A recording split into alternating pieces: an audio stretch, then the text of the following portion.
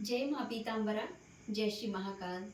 सनातन धर्म प्रेमी भक्तजनों, कुछ मनुष्यों का प्रश्न है, गृहस्थ सुख को सुंदर कैसे बनाएं? घर में कलह उत्पन्न हो रही है, इसे कैसे बचाएं? भक्तजनों, घर में हो रही कलह से मुक्ति, गृहस्थ सुख को सुंदर से भी अति सुंदर बनाने का प्रयास हम गुरु मार्गी होकर कर सकते हैं। सबसे पहले आपको प्रातः काल नित्य कर्म से निवृत्त होने के बाद में अगर आपके पुत्र पौत्र आदि हैं तो उनके लिए सुबह उनके स्कूल भेजने की तैयारी कीजिए। उन्हें स्नान ध्यान करा करके सुंदर तैयार करके टिफिन तैयार करके और उन्हें स्कूल भेजने का कार्य आप करें। बच्चों को स्कूल भेजने के बाद में आप स्वयं का स्नान ध्यान करके और भगवान की सेवा में लग जाएं। पूजन आदि से निवृत्त होकर के माला जाप थोड़ी सी कम से कम एक माला जाप तो भी कर लें। इतने में अगर आपके सास ससुर अगर निद्रा से जाग गए हैं तो वहां की माला वहीं छोड़ करके उनका ध्यान दें और उनकी सेवा से निवृत्त होकर के उनको चाय नाश्ता भोजन ये सब करा देने के बाद में पुनः फिर आप अपनी भक्ति में लग जाएं। और वह पूजन भक्ति में आप बैठ गए हैं, पुनः जाप करने लग गए। अगर इतने में आपके पति आ जाएं और उन्होंने कहा, देवी मुझे एक गिलास पानी चाहिए, मैं बाहर से आ रहा हूँ, मैं कार्य करके आ रहा हूँ, या मैं कृषि कार्य करके आ रहा हूँ, या मैं ऑफिस के लिए तैयार हो रहा हूँ, मुझे एक गिलास पानी दे दीजिए या मुझे भोजन दे दीजिए। उस समय आपको वहाँ की पूजा छोड़ करके और अपनी पति की आज्ञा माननी चाहिए। आपको ये नहीं कहना है कि आप थोड़ा रुक जाइए या आप ले लीजिए, अभी मैं पूजन कर रही हूँ। पति ही तो आपके परमेश्वर हैं। अगर आपके पति परमेश्वर हैं और उनका आप कहना नहीं मान पा रहे हैं, अपने हाथों से भोजन बना करके उन्हें नहीं खिला पा रहे हैं, उनके ऑफिस जाने की तैयारी आप नहीं कर पा रहे हैं, उनके खेत जाने की तैयारी आप नहीं कर पा रही हैं और आप पूजन में लग गई हैं, तो आपकी सारी पूजन व्यर्थ हो जाती है, क्योंकि आपके परमेश्वर तो रूठ गए। आपको ये ध्यान होना चाहिए। और गुरु मार्ग में यही बताया जाता है कि ईश्वर का ही रूप होता है पति, इसीलिए उन्हें पति परमेश्वर कहा जाता है। माताएं वट सावित्री में व्रत करती हैं, अपने पति की पूजन आराधना करती हैं। करवा चौथ में पति के लिए व्रत करती हैं, उनके लिए पूजन आराधना करती हैं।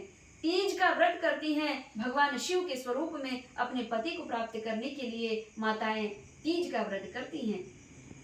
जिनके लिए आप व्रत करती हैं, जिनकी मंगल आयु के लिए कामना करती हैं, जिनके दीर्घायु के लिए आप भगवान से प्रार्थना करती हैं, और वही ईश्वर के अंश स्वरूप पति आपके जब आपके समक्ष आकर के कहते हैं, देवी मुझे, हे प्रिय मुझे एक गिलास जल चाहिए, मुझे प्यास लगी है, फिर बैठ जाना पूजन में, अभी मुझे जल दे दो। हो सकता है कि भगवान शिव ही आपके वही आराध्य परम आराध्य आपके पति के रूप में आकर के आपकी परीक्षा ले रहे हैं।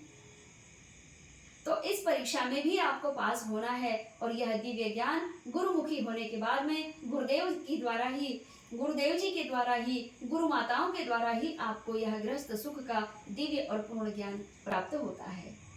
भक्तजनों, जब भगवान राम जी को भी, जब देवताओं को भी अपनी धर्म पत्नियों को गुरु आश्रम ले जाना पड़ा है गृहस्थ सुख का पूर्ण ज्ञान प्राप्त कराने के लिए, तो फिर हम मनुष्य को क्यों नहीं जाना चाहिए गुरु शरण में, गुरु माताओं की शरण में। भगवान राम उदाहरण के लिए आप सब जानते हैं, भगवान राम ने भी माँ भगवती जानकी जी को माता अनुसुईया के आश्रम में ले गए थे पति पारायण बनाने के लिए, पतिव्रत धर्म का पालन करने के लिए। जब माता जानकी जी को भी माता अनुसुईया के श्री चरणों में समर्पित होना पड़ा, गुरु ज्ञान उनके द्वारा, पति पारायण होने का ज्ञान उनके द्वारा ग्रहण करना पड़ा, तो क्या हमें नहीं जाना चाहिए? हमें भी गुरु माताओं की शरण में जाना चाहिए।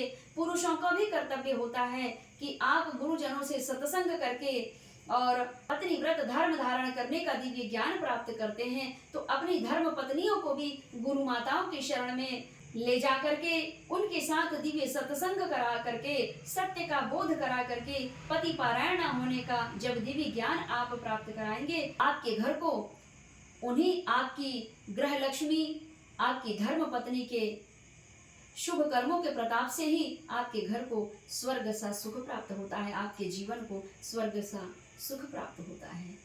फिर आपके परिवारजन, आपके पड़ोसी, आपका समाज, आपका गांव, आपका जिला, आपका देश, इन्हीं दिव्य नारी शक्तियों की शुभ कर्मों से ही भक्त ध्रुव और भक्त प्रहलाद जैसे दिव्य संतान को जन्म देने में सामर्थ्यवान होती है, जिससे हमारे भारत देश की जय जयकार होती है। इसलिए हमारा भारत देश महान है। हम सब मिलकर के बोले भारत माता की जय। आज के प्रसंग में इतना ही। जय माँ पीताम्बरा।